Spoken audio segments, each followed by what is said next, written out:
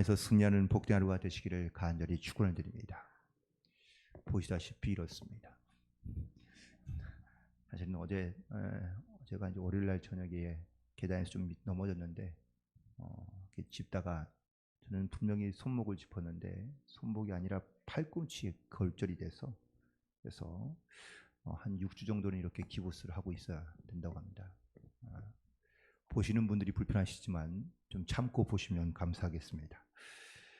오늘 하나님의 말씀은 아마 하나님께서 이스라엘 백성들이 행하는 악행에 대해서 하나님께서 책망하며 또한 그 일에 대한 심판을 하나님께서 말씀하고 있는 것을 볼 수 있는데, 사실 처음부터 이스라엘 백성들이 하나님께 미움을 받은 건 아니죠.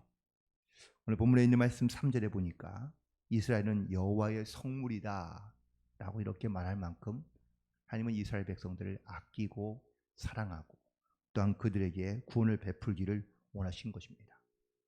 하나님은 이스라엘 백성들과 주종관계를 맺는 것보다는 아주 매우 친밀하며 가까운 사이를 원하셨고요. 그리고 또한 이스라엘 백성들에게 하나님의 은혜를 끊임없이 베풀고자 하는 마음을 가지고 하나님 앞에 나아오라고 말하십니다. 다만 하나님께서 십계명을 주시면서 크게 두 가지의 계명을 말씀하셨는데, 첫 번째는 하나님을 사랑하는 계명, 안식일을 거룩히 지키고 하나님의 이름을 망령되이 잊지 말고 하나님만 바라보며 섬기는 이 하나님을 사랑하는 명령을 주셨고, 두 번째 명령은 이웃을 사랑하는 명령을 주셨습니다. 그 이웃에는 가정, 식구 그리고 가까운 이웃들에 대한 모든 계명들을 말씀하고 있는 것이죠. 그런데 이스라엘 백성이 첫 번째 계명만 버린 것이 아니라 두 번째 계명까지 다 버렸다라고 말씀하고 있습니다. 그 이유가 오늘 본문에 있는 말씀 13절을 보시기 바랍니다. 내 백성이 두 가지 악을 행하였나니 곧 그들이 생수에 근원되는 나를 버린 것과 스스로 웅덩이를 판 것인데 그것은 그 물을 가두지 못할 터진 웅덩이들이라고 말씀하고 있습니다.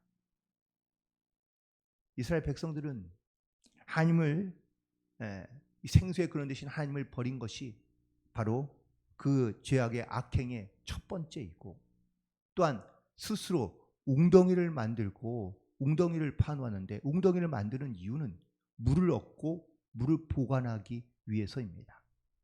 과거 이스라엘 백성들은 우물 파는 것을 매우 중요하게 여겼는데, 왜냐하면 물을 구하기 위해서인데요.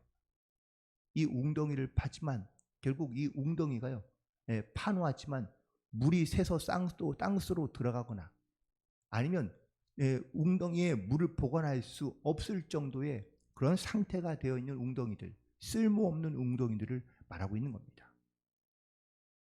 아무리 하나님께서 은혜를 부어주시고 하나님께서 이스라엘 백성들 가운데 사랑을 베풀어 주시지만 그 사랑은요 마치 밑 빠진 독처럼, 아무리 웅덩이를 많이 파놓아도 그 안에 은혜를 붓거나 물을 부어도 그 물이 채워지지 않고 계속 땅속으로 스며든다면 그 은혜는 곧 메말라 버릴 수밖에 없는 것이죠. 결국 이스라엘 백성들은 하나님께 원망합니다. 혹은 또 하나님을 떠납니다. 결국 그래서 그들은 하나님을 섬기지 아니하며 그 바로 오늘 본문에 있는 말씀처럼 생수의 근원이 되는 나를 버렸다고 하나님께서 그들 가운데 책망하고 있는 것을 볼 수 있습니다. 결국 오늘 본문에 있는 말씀 19절에서 하나님은 이스라엘 백성들에게 이렇게 말씀하십니다. 내 악이 너를 징계하겠고 내 반역이 너를 책망할 것이라. 그런즉 내 하나님 여호와를 버림과 내 속에 나를 경외함이 없는 것이 악이요 고통인 줄 알라. 결국 하나님께서는 이스라엘 백성들이 여호와를 버리고 그 속에 여호와를 경외하지 않는 것이 악한 것임을 하나님께서 예레미야 선지자를 통하여 말씀하시며 선포하고 계시는 것을 볼 수 있습니다. 그렇다면 이 이스라엘의 악행에 대해서, 악한 일들에 대하여 과연 하나님은 어떻게 심판하시는지, 오늘 본 말씀 26절 이하에 있는 말씀이 바로 이스라엘 백성들에 대한 심판을 말씀하십니다. 첫 번째 심판은 바로 수치를 당한다고 26절에 말씀하시는데, 죄를 짓고 난 다음에 요즘에는 무슨 다 인권보호라는 명목으로 사람들의 얼굴을 가리거나 아니면 신상 공개하는 것을 하지 않습니다. 그러나 중한 범죄자들은 신상을 공개하고 얼굴을 공개하는 일이 생기는데요. 그러면은 사람들이 수치심을 사실은 받거나 부끄러움을 받아야 하는 것처럼 말입니다. 하나님께서 이스라엘 백성들 가운데 이제 더 이상 그들의 어떤 이런 악행으로 말미암아 하나님을 두려워하지도 않고 경외하지도 않는 그러한 이스라엘 백성들을 향하여 하나님께서 이제는 너희가 수치를 당할 것이라고 말씀하고 있습니다. 자신들의 행위 혹은 자신들의 모습이 온 천하의 만방에 드러나며 많은 사람들로부터 수치를 당할 뿐만 아니라 하나님 앞에 심판받을 때에도 반드시 그 악행에 대한 심판으로 말미암아 수치를 당할 것이라고 하나님께서 말씀하고 계십니다. 그 이유는 바로 26절에 보니까 행음했기 때문이라고 말씀하기도 합니다. 또한 27절부터 28절에 있는 말씀에 보면은 무익함이라고 말씀하고 있습니다. 아무리 사람이 자기의 삶을 살고 있지만 자기의 삶이 다른 사람에게도 유익을 줄 수 있어야 될 텐데, 아무런 유익함이 줄 수 없는 그러한 사람 혹은 또 그런 삶을 살고 있다면 그건 바로 부끄러운 인생이 될 수밖에 없다는 것을 말씀하고 있습니다. 그리고 아무리 씻어도 자기의 죄를 씻지 못하는 그러한 부끄러움, 그런 수치심을 느끼며 살아갈 수밖에 없다는 것이고, 29절은 바로 그 부끄러움이 바로 분노함으로 바뀌고 있는 것을 보게 됩니다. 결국 하나님께서 이스라엘 백성들에게 이 그들의 죄악과 그들의 행악으로 말미암아 하나님께서 그들 가운데 심판하며 징계할 것을 말씀하고 계시는데요. 하나님께서 이렇게 예레미야를 통하여 이스라엘 백성들에게 이 진노와 징계가 끊임없이 그들 가운데 책망하는 말씀을 주시거나 혹은 깨닫는 말씀으로 주시지만, 오히려 이스라엘 백성들은 자기들이 오히려 더 떳떳하며 정당하다고 말하고 있습니다. 그들은 더 이상 하나님의 말씀에 경외함으로 나아가지 아니하며 하나님을 버렸지만, 이것이 자기들의 부끄러움과 수치와 죄악이 아닌 하나님께서 오히려 우리 가운데 잘못한 것이 없으며 또한 하나님은 우리를 돕지 않았기 때문이라고 오히려 더 하나님 앞에 말하고 있는 것을 보게 됩니다.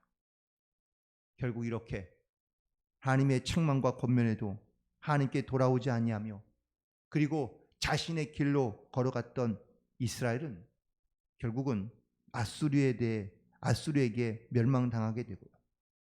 또 애국과 함께 연합군을 벌였다가 결국은 바벨론에게 나라가 망하게 되는, 이 북이스라엘과 남유다가 결국은 다 망하게 되는 이러한 결과를 얻게 되었다고 말하고 있습니다. 우리는 이 땅 가운데 살고 있지만 우리가 어떻게 하나님의 거룩한 백성으로 이 땅 가운데 살아가야 하는 것에 대한 끊임없는 자문과, 그리고 또한 우리의 모습을 돌아보며 우리의 죄가 무엇이며 또한 우리의 악행이 무엇인지를 우리는 반드시 깨닫고, 우리는 하나님을 의지함으로 하나님을 경외함으로 악에서 떠나 주님과 동행하는 삶을 살아가는 그러한 거룩한 성도로서 살아갈 수 있게 되기를 주님의 이름으로 간절히 소망합니다. 내 인생에 내가 아무리 강한 것 같고 또한 내가 스스로 뭔가를 잘 할 수 있으며 내 힘과 능력으로도 충분히 가능하다고 생각하며 우리는 이 땅 가운데 살아가는 경우들이 종종 있지만, 하나님께서 우리를 도우시지 않는다면 내 인생에 내가 아무리 강한 것, 내가 아무리 좋은 것을 갖고 있어도 그것이 우리에게 큰 의미를 주지 못할 때가 많이 있다는 사실입니다. 지금은 강하다고 생각하고 지금은 나에게 가장 필요한 것이라고 생각했던 것들이 어느 순간 하나님께서 그것을 약하게 만드시거나 아니면 우리와 무관하게 상관없게 하신다면 역시 그것도 우리의 뜻대로 될 수 없는 것임을 다시 한번 깨닫게 됩니다. 이스라엘 백성들이 그랬습니다. 그들이 살 때에는, 그들이 또한 하나님을 멀리할 때는 하나님 없이도, 혹은 또 주변에 있는 강한 나라들만 잘 이렇게 섬기고 있어도, 혹은 따라만 가도 그들은 큰 어려움 없이, 혹은 또 열방 속에서도 그들은 때로는 자기의 강한 힘을 나타내며 그 힘을 잘 지킬 수 있을 것 같았지만 아니요, 그들 하나님을 멀리하면서 점점 그들이 의지하던 것, 또한 그들을 보호하던 것들을 다 잃어버리고 하나님이 떠나고 나니 그들 가운데 아무것도 아닌 것이 되어버린 것을 이스라엘 백성들은 다시 한번 깨닫게 된 것입니다. 오늘도 우리는 하나님 말씀 앞에서 우리가 하나님의 거룩한 자녀로서 땅 가운데 살아가야 될 하나님의 자녀인 것을 반드시 깨닫고, 이스라엘 백성들의 이 두 가지 악처럼 하나님의 생명이 그려내신 하나님을 버리는 것과, 또한 스스로 웅덩이를 파되 그 물을 가두지 못할 터져버리는 웅덩이처럼 우리가 스스로 하나님을 멀리하는 이 악행 가운데 나아가지 않도록 우리는 깨어있어 기도함으로 하나님 앞에 다시 한번 오늘도 말씀 앞에서 우리의 믿음과 우리의 신앙을 돌아보며 하나님의 거룩함과 온전함으로 나아갈 수 있는 그런 모든 성도들이 되기를 간절히 소망하며 축복합니다.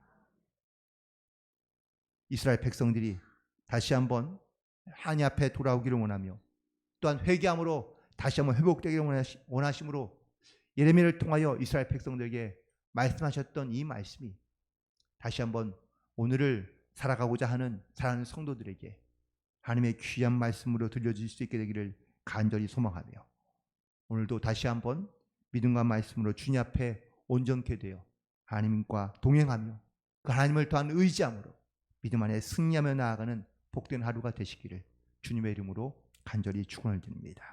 기도하시겠습니다. 하나님, 오늘도 우리를 주님 앞에 기도함으로 나아갑니다. 주여, 우리의 연약함과 부족함을 아시는 하나님, 우리의 또한 이런 교만함과 또한 우리의 온전치 못함도 아시는 하나님, 다시 한번 우리가 하나님을 떠나 멀리하거나 또한 우리가 행악으로 말미암아 주님 앞에 멀리 떠났던 이런 모습들이 있었다면 주여 다시 한번 회개함으로 주님 앞에 돌아오는 귀한 심령들 될 수 있도록 인도하여 주옵소서.